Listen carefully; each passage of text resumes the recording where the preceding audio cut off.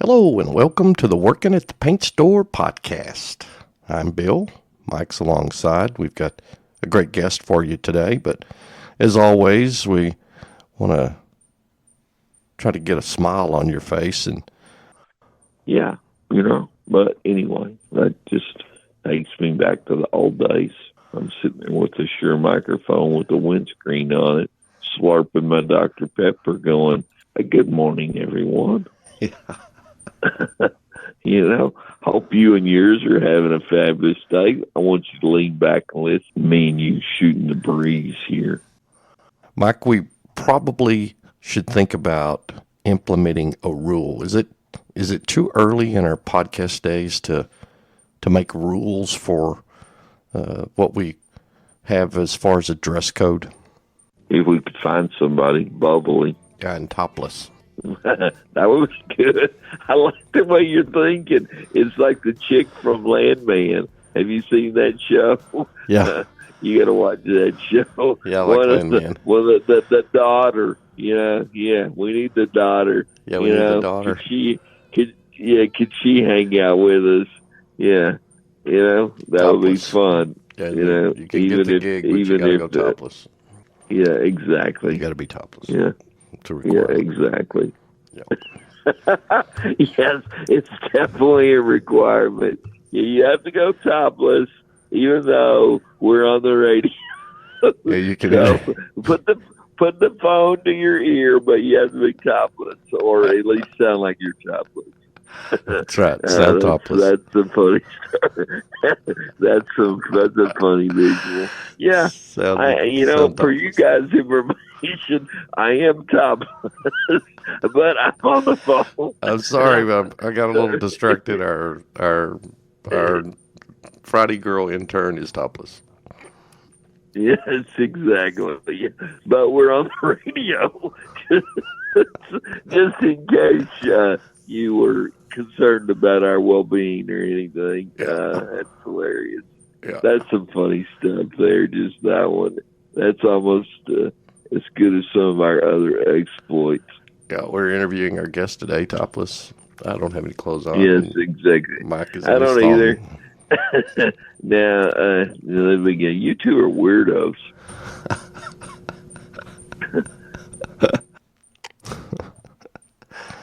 Certainly something to think about. Well, on a much more serious topic, abandoned animals are a wide sweeping epidemic in our nation. People abandoning animals when they are no longer cute and cuddly, or they get too big, or they eat too much, or they do something in the floor that's not family oriented and someone gets tired of picking up after them. Have you heard from our guest, Mike? Hang on. I got a text. Just 1 second. That means it's happening. And Heather, you work at the Stanislaus County Animal Shelter. Is that correct? Volunteer there. Volunteer there. Okay. And Heather is a big advocate. I know you have a little bit of experience with this too, in helping out pets, which is a great passion of hers.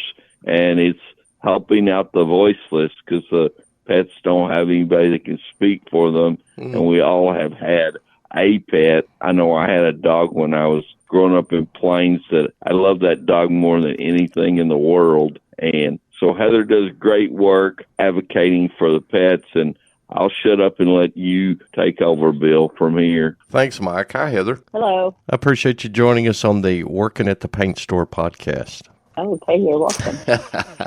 Your work at the animal shelter, volunteer work, is certainly noteworthy. I know you work for and have a cause. Is this pet rescue part of 501c3, or how do you work that out? I have a regular full-time job, and I go to my local shelter 5 days a week, and I volunteer my time in networking the dogs and cats to get adopted or rescue in lieu of euthanasia. Oh, yes. And that's kind of a race for time, isn't it?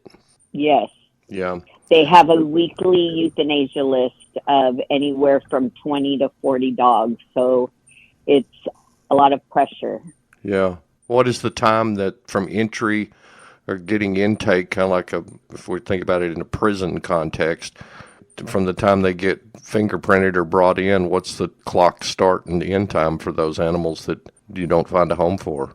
The average dog is 28 days. Yeah. There's always, an exception to every rule. They could be medical or behavioral and need immediate rescue. So it varies, but the average dog, their length of stay is 28 days before they're put on the euthanasia list. Yeah. Isn't it the case where people, especially down around the holidays, people get puppies and they think, oh, there's such a cute little puppy. Oh, it's a cute little puppy. Hey, come here, puppy, puppy, puppy.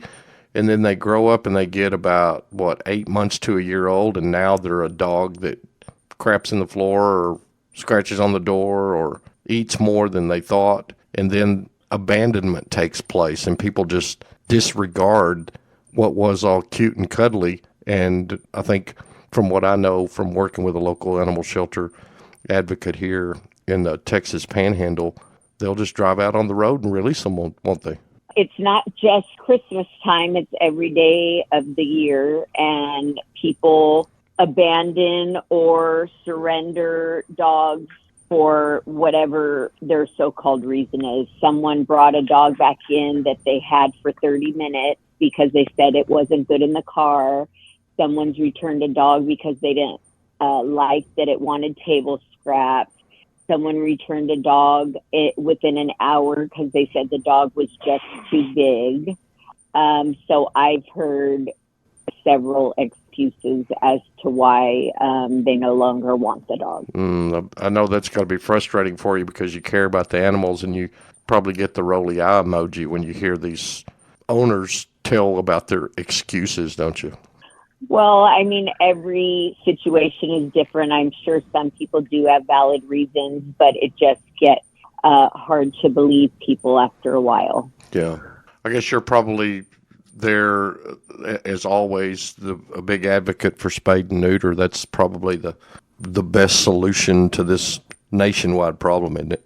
Well, of course, yes. Stiffer fines for abandonment, backyard breeding, definitely spay and neuter, but low-cost spay and neuter would probably significantly help the situation. Yeah. Mike shared with me that you've got an online presence. Do you use that social media to promote those animals and how cute and cuddly they are, and then by your following, you get responses and are able to find homes for those? Absolutely, yes. I post on TikTok, Instagram, Threads, Reels, Facebook, and YouTube. Yeah. How effective That's is that? unbelievable, That is how you use that. And do you get, is the shelter with the county, or do you have any financial obligation? Because I know from talking to my lady here that the feed cost is astronomical to feed those pets. She did it off-site. She would take the animals out of the shelter and house them at her home, and then sometimes travel to Colorado in a van on a weekend to deliver 1 or 2 or 5 dogs.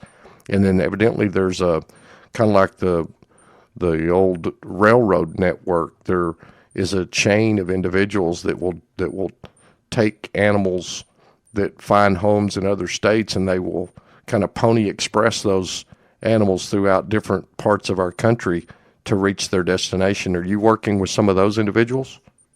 Well, there is volunteer transport. However, you kind of use up your same avenues with up to 40 dogs a week on the euthanasia list. The same avenues you use are going to get full sooner or later. Yeah. So it's just a real pet overpopulation issue, which boils down to, of course, backyard breeding and spay and neuter. Yeah.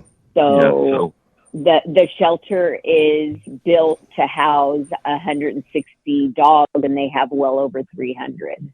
So dogs are getting doubled up in kennels, multiple dogs in one kennel. Kennels that are supposed to be one full kennel for a dog are put in half. So I see Great Pyrenees, St. Bernards, Dogos, Cane Corsos, big dogs, big bred dogs, 70 to well over 100 pounds in a little 4x5 kennel, that some dogs look like they can't even lay down in the kennel, but they're supposed to lay down, eat, sleep, and poop all in that little confined space. That's tragic. It's a tragic outlook. Very. And that's not good. I agree with you. It's mentally, they mentally decline in that environment after a while. I can only imagine that reuniting with someone that cares, I've seen animals find that extra gear of happiness. It's almost instantaneous. It's got to be very gratifying when you do get a placement, huh? Oh, absolutely. Yeah. But it's so overwhelming with the other 300 dogs that you still need to find placement for. You just kind of get in that mode where you're like, okay, on to the next, on to the next, on to the next. Yeah. Wow. So the if somebody wants to help, is the best place for them to reach you your social media places? They can message me on my social media. They can reach out to their local shelter. Every town has animals in need. You can foster, you can offer to walk dogs, you can spend time with scared, shut down dogs, and hopefully once you go and visit them on a regular basis, they will become more comfortable, become more adoptable. People window shop. They walk through a shelter and they're window shopping. Oh, look at that dog's dirty. That dog's matted. That dog's scared. That dog's barking. That kennel's full of poop. That dog's not paying attention to me. So they just keep moving on. So if a dog's hiding under their bed or with its head in the corner, they're not going to look, quote unquote, as adoptable. So volunteers can go there and spend time with dogs like that. Huh, that's awesome. Wow. Very good. Fostering is huge. If a rescue wants to help a dog, most rescues are foster based. So they would need a place for that dog to go until it was ready to get adopted. So fostering is huge. You would just care for the dog.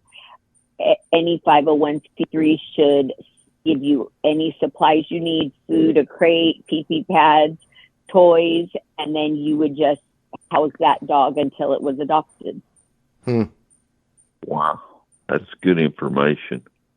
Going back to my regional ask a moment ago, are you financially connected with the food and supplies that it takes, the veterinary expense that goes along with every animal has coming in? And then I'm sure the center probably has a requirement that those are spayed or neutered going out the door, right?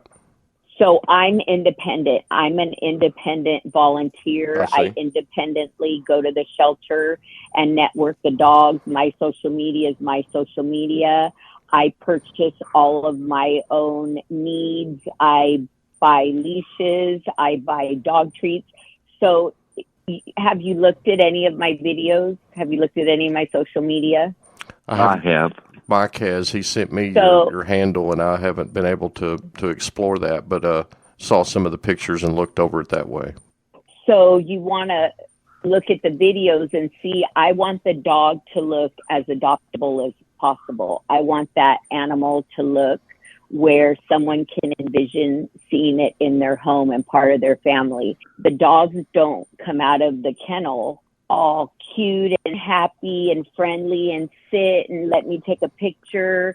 No. So I have to entice them out. I purchase all of my own dog treats, and going 5 days a week, I spend a lot of money on dog treats because I want them to engage with me. I want them to sit cute where I could take good photos and have good interactions with them. If it's a scared dog, a lot of the time I have to have high value treats for them to want to come out of the kennel.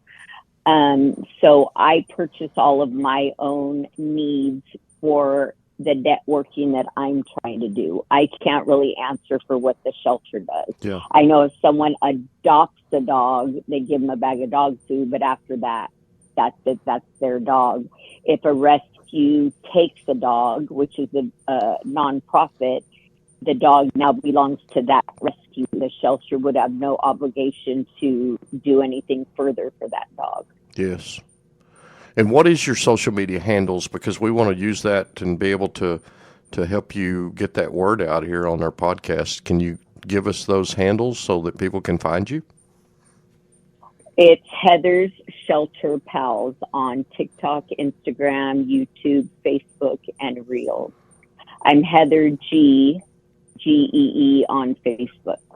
And do people, can they support your cause and help you out if they don't necessarily are able to take a sheltered animal into their possession? Can they still reach out and help the cause? They can message me with any questions they might have. I do have an Amazon wish list. If they want to donate specifically directly to one dog, maybe that's gone to rescue, or they can pledge to a dog. And if the dog gets taken by a rescue, I could give them the rescue's information where they can donate directly to that dog at that specific rescue. So it just depends on how people want to help. Sharing is huge. If you just share one of my videos, then that would be huge, because the more people that see that dog, the bigger chance it has of getting out. Yeah. What's the big picture? What's the solution? Do you see, has in your work, you sound like you've done this and it's been a passion for you for more than just a short time. I would guess you've been involved for many years. Have you seen an increase over the last years? Definitely. Have you? Definitely. It seems like once COVID hit, maybe. I mean, I'm sure it's been bad before. I've been in it for about a little bit over 8 years.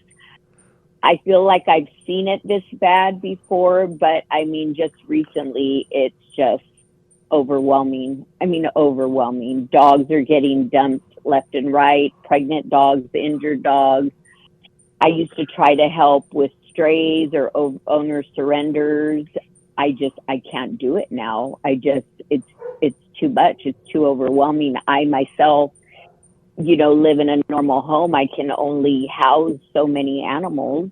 Yeah. So I just try to focus on the dogs at the shelter with a limited amount of time, or give people guidance or resources of trying to help them in the situation they're in. Why do you think it spiked like that in your wisdom from COVID? You think being nomadic for people, maybe moving from place to place, or moving into apartment type dwellings, or just cost of living, or what can you put your finger on it? People being cheap, not wanting to pay for spay and neuter, yeah. Backyard breeders, people wanting to make a buck off animals, irresponsibility, laziness, multiple reasons. Wow. Yeah, I've heard stories. The lady here in my area has a shelter called the Mutt Hut, Mutt Hut Rescue. And she's told me some stories. We've had her on our radio program talking about farmers going out in a field and there'd be 8 puppies, right in the turn row. I mean, it's incredible. The level here all the time. The level of disregard is just saddening, isn't it? Yeah. People will message me, I'm moving tomorrow. Can you help me with my 8-year-old pit bull that doesn't like people or dogs? People have messaged me that the people have moved out and the dog's left in the living room, in a crate, in the backyard. I mean, multiple times. That's crazy. I can't believe that shouldn't happen. Do these organizations that we see on TV, ASPAC or ASPAC, do those organizations, do they do good for we see the people going out and they go to an abandoned trailer house or out of town property, and the dog's chained up going in a circle around a spool of wire, or cages set up where it's obvious that animals haven't been cared for. Is it that bad? And do those organizations, are they a positive influence? Because it doesn't sound like the problem is being addressed. It sounds like we're just helping a few neglected animals, and they just keep coming and coming and coming. The problem is that bad, and I don't know enough about those organizations to answer. I would assume that they help. They're pretty well known, but I don't personally deal with them, so I can't answer that. I got you. Just seems like sometimes some of those organizations, although they have a good message and a good marketing program, a lot of the costs or the funds that they release goes to administrative and not to actually helping the problem. And it doesn't sound like this problem, which is a problem in Texas, it's a problem in California, it's a problem in Louisville, Kentucky, it's everywhere from what I gather. It's a systemic neglect for animals. It's so bad that the shelter isn't taking strays. How does a county shelter close its doors for strays? So we're almost living in a third world country where just dogs are roaming the streets. Wow. Getting hit by cars, having puppies in a field, being chased by people with rocks or sticks. I mean, it's terrible. That should be a safety concern for people and the animals. Yeah, no doubt about it. Well, good work. I know dogs running in the road, would be a hazard for a driver as well as the dog. Yeah. And then I come in to help the dog that's been hit by a car because the shelter turned away the person that was bringing it in. Yeah. So now you've got 4 now or 5 I have people. A medical dog to help. Yeah. You got 4 or 5 people involved when it could have been just one, and you got a bunch of people involved that don't have the time or resources to make a dent in the problem.